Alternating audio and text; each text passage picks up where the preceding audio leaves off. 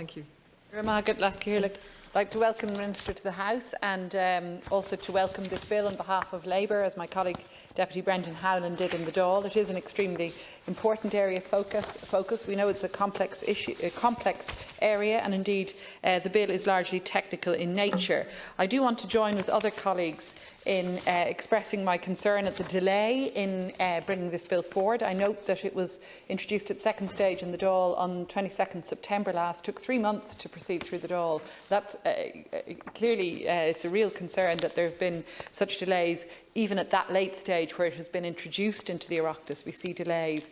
Certainly we're happy to expedite its passage in any way we can, support it going through, but it's most unfortunate to see that we're already in breach of the timeline set out in the EU directive, that we've already been fined €2 million as I understand it, and indeed that €2 million could have been better spent in many ways in enhancing our capability and our capacity to enforce the measures in the legislation and to provide for necessary enforcements against this transnational aspect of money laundering, which is so directly addressed in the legislation. So that's a real concern I have, and indeed Deputy Howland raised at second stage in the Dáil, he raised the issue of resourcing of the enforcement bodies. So I just want to refer to those briefly.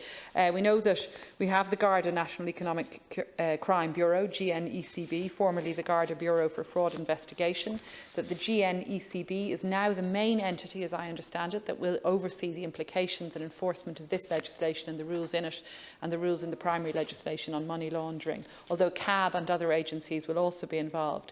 The question I ask is whether the GNECB is adequately resourced for the task.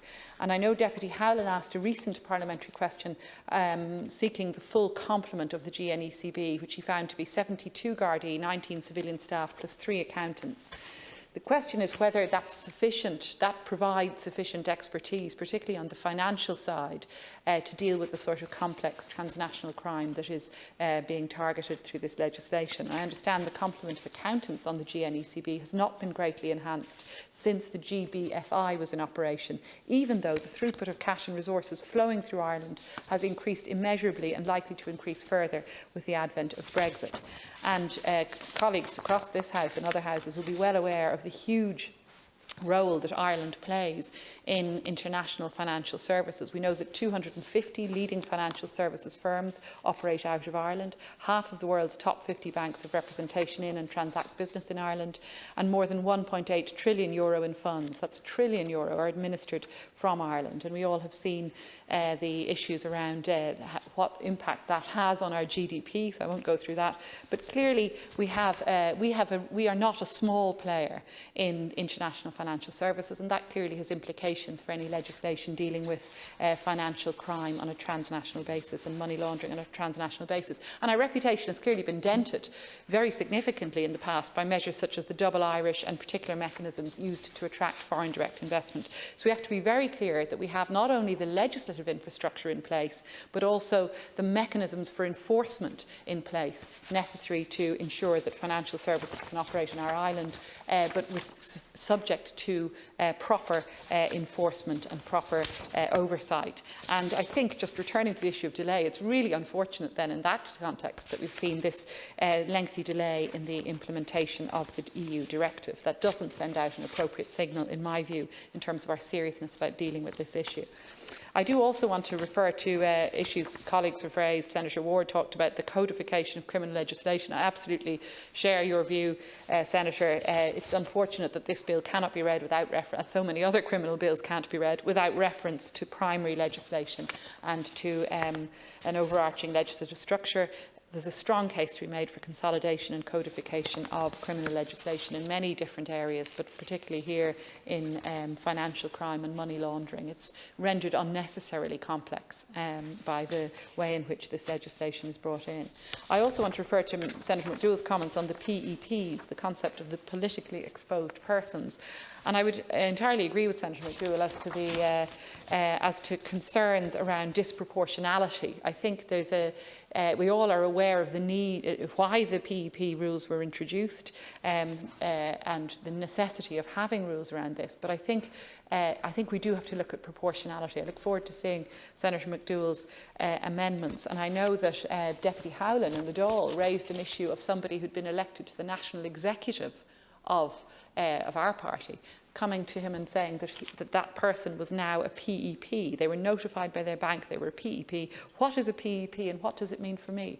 This is a citizen who is not elected to any national parliamentary office, as we all are, but is elected to a national executive. I must say, I hadn't been aware that PEP rules extended that far, nor had I been aware until Senator McDougall spoke that they extended to adult children. Certainly, I'm aware they extend to partners and spouses. And again, I think we need to look again as a national legislature at how, at proportionality of application. We need to ensure that we're not unduly deterring people who could make a real contribution in political life from entering political life. So I would just make those observations while recognising the necessity for rules around PEPs. And could I just lastly speak, Minister, about an issue close to my heart that's relevant to this legislation, because this legislation deals with money laundering as a worldwide crime. It deals with the aftermath of issues around kleptocracies, where we've seen regimes robbing raw resources of their own people, and the immediate aftermath of the collapse of the Soviet Union being a case in point. And it's in that context, Minister, I do urge you to support the many calls that have been made for the bringing forward of an Irish Magnitsky Act, an act in Ireland to honour the memory of Sergei Magnitsky, the Russian lawyer who died in a Moscow prison after being involved in an investigation around a fraud involving Russian tax officials. I think many colleagues will be aware of the case that has been publicised so remarkably well by Bill Browder, who the American-born businessman who's published books on this and who I had the pleasure of meeting when he came to Leinster House in 2019 to make the case for legislation to bring to account the sort of criminal actions that were carried out and that led to the death of Sergei Magnitsky. A number of jurisdictions have passed legislation, as we know. The US in 2012, the first Magnitsky Act there. A number of other jurisdictions, including Britain, Canada, Lithuania and Latvia. And I think the case for such legislation has been strengthened immeasurably in recent days, as we've seen the protests around the treatment of Alexei Navalny, the Russian opposition politician. So I make those remarks in support of the bill, Minister, and to say again that to offer the support of my party for its passage.